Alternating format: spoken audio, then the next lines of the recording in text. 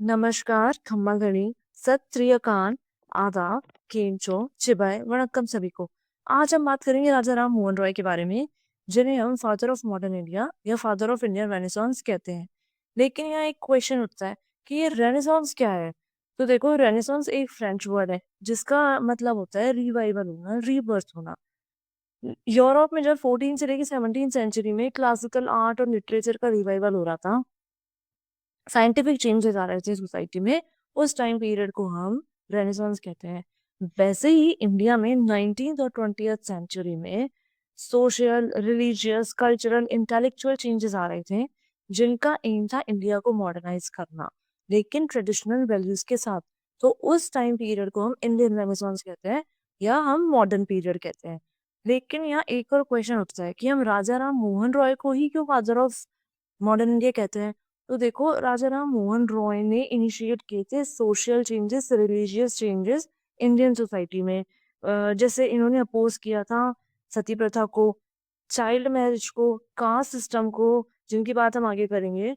वैसे ही इन्होंने सपोर्ट किया विमेन्स राइट्स को, मॉडर्न एजुकेशन को, फ्रीडम ऑफ प्रेस को। तो इन सभी रीजंस की वजह से इन्हें हम फादर ऑफ मॉडर्न इंडिया कहते हैं। तो चलिए अब हम स्टोरी शुरू करते हैं।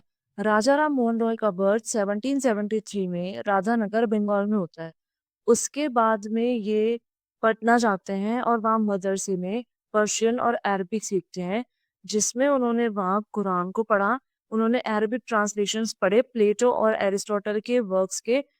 प्लेटो और एरिस्टोटल बहुत ही फेमस वेस्टर्न फिलोसफर्स थे। उसके बाद में ये बनारस जाते हैं, वहाँ संस्कृत और हिंदू स्क्रिप्चर्स को पढ़ते हैं, जैसे वेदों को पढ़ते हैं, उपनिषदों को पढ़ते हैं, और इन सब का इनकी लाइफ में बहुत इम्पैक्ट पड़ता है। उसके बाद में ये 1803 में एक बुक पब्लिश करते हैं, जिसका नेम है गिफ्ट टू मोनोथीस्ट। इसमें उन्होंने सपोर्ट किया है मोनोथीज्म को, यानी कि वन गॉड कॉन्सेप्ट को इन्होंने यहाँ सपोर्ट किया है। इन्होंने कहा है कि वेदों और उपनिषदों के अनुसार ह्यूमन और जो क्रिएचर्स हैं, वो सभी सिर्फ एक गॉड का पार्ट है, यानी कि ब्रह्मा का पार्ट है, जिसकी कोई शेप नहीं है, कोई फॉर्म नहीं है। और यहाँ बेसिकली उन्होंने आइडल वर्शिप को अपोज किया था।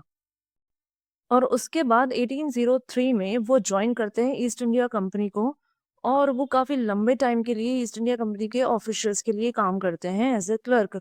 लेकिन जब वो काम कर रहे होते हैं ऑफिशियल्स के साथ में, जैसे जॉन डिग्बी के साथ में, तब उनके रिफॉर्मिस्ट आइडियाज़ को एक पुश मिलता है, बढ़ावा मिलता है।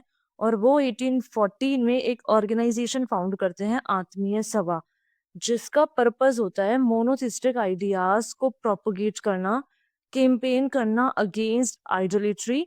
क्योंकि उनका मानना ये था कि वेदास में ऐसा कहीं रिकग्नाइज्ड नहीं है, सिर्फ एक ही गॉड होते हैं और हम बांट रहे हैं उन्हें आइडल बना बनाकर। तो इसलिए वो आइडोलेट्री के खिलाफ थे। वो कास्ट रिजिडिटीज के खिलाफ थे, क्योंकि उनका मानना था कि कास्ट डिवीजन हमारी सोसाइटी के लिए ठीक नहीं है।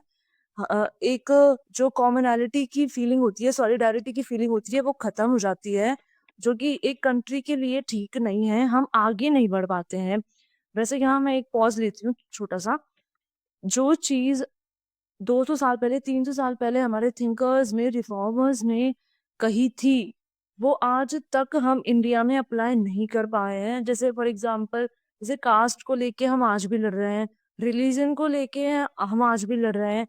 एक पॉजिटिव वाइब नहीं आती है इन सब चीजों को सुन के। लेकिन इट इज सरप्राइजिंग कि हम इन चीजों से आगे ही नहीं बढ़ पा रहे हैं।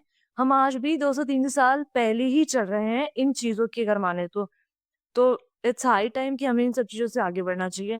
तो हम अपनी स्टोरी पे वापस आते हैं, और इन्होंने बहुत सारे सोशल इल्स के खिलाफ में काम किया।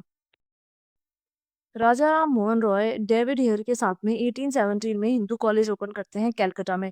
उसके बाद उन्होंने कुछ न्यूज़पेपर भी शुरू किए, उनमें से एक था संबाद कौमुदी, जिसमें उन्होंने सोसाइटी में चल रहे कुछ सोशल इल्स के बारे में बात की थी, जिनमें से एक था सती प्रथा।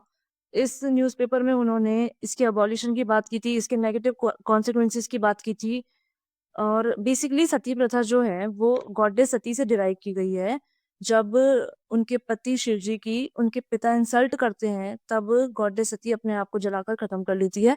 तो तब से ये एक्ट ऑफ डिवोशन की तरह ये किया जाता था एलाइड ग्रुप्स में, फॉरियर जो फैमिलीज होती थी उसमें।